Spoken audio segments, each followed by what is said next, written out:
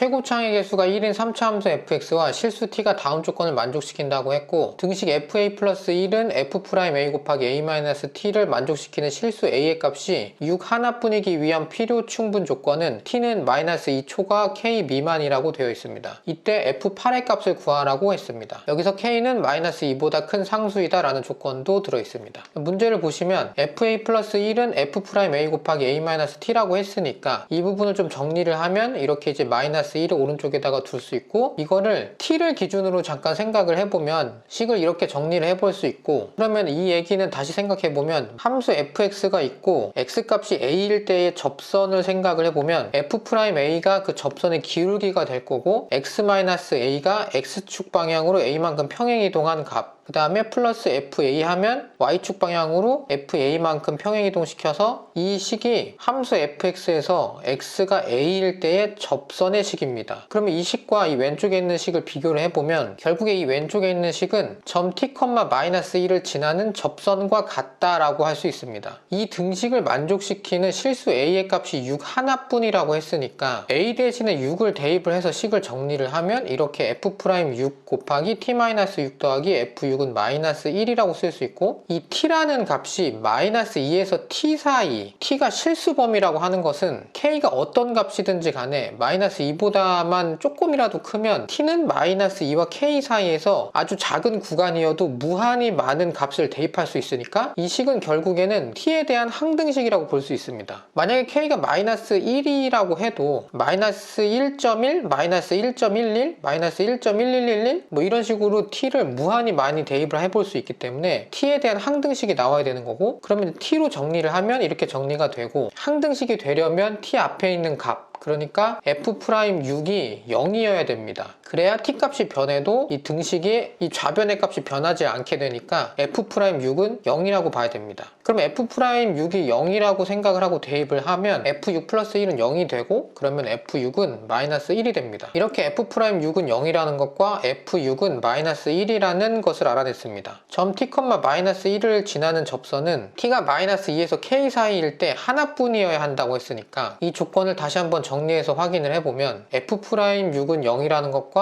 f6은 -1이라는 것을 통해 함수 fx는 6, -1에서 접선의 기울기가 0이다 라는 것을 알 수가 있고, 점 t, -1을 지나는 접선은 t는 -2와 k 사이에서 하나뿐이어야 한다고 했으니까 -2에서 6 사이의 접선이 하나뿐인 구간이 존재해야 한다는 것을 알 수 있습니다. 이 부분을 살펴보기 위해서 그래프를 좀 이것저것 생각을 해보면, 만약에 이렇게 세 가지 그래프가 있다고 생각을 했을 때 6, -1이라는 점은 접선의 기울기가 0이어야 되기 때문에 이 그래프에서는 제일 왼쪽에 있는 그래프에서는 이 부분이 6, -1이 돼야 되는 거고, 그 다음 그래프에서는 여기서 이제 6, -1, 그 다음에는 여기서 6, -1이라고 생각을 해볼 수 있습니다. y는 -1인 지점이니까 이렇게 생각을 해보고, 그 다음 -2에서 k 사이에 t가 존재하기 때문에 이 노란색 지점보다 더 왼쪽에 있는 어떤 접선이 하나뿐인 구간이 존재해야 되는데, 만약에 이렇게 이제 선을 그어서 생각을 해보면 이렇게 접선이 하나가 추가로 나오게 되니까